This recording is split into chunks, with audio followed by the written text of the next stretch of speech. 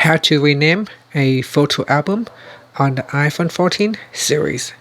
First, let's go back to the home screen by swiping up at the bottom of the screen. And on the home screen, tap on Photos. In Photos, tap on Albums. And then tap on the albums that you would like to rename. So you can touch and hold on the album from here. And from the pop-up menu, tap on Rename Album. In here, just rename it.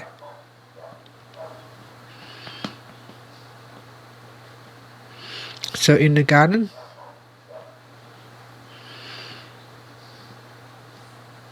and then tap on Saved.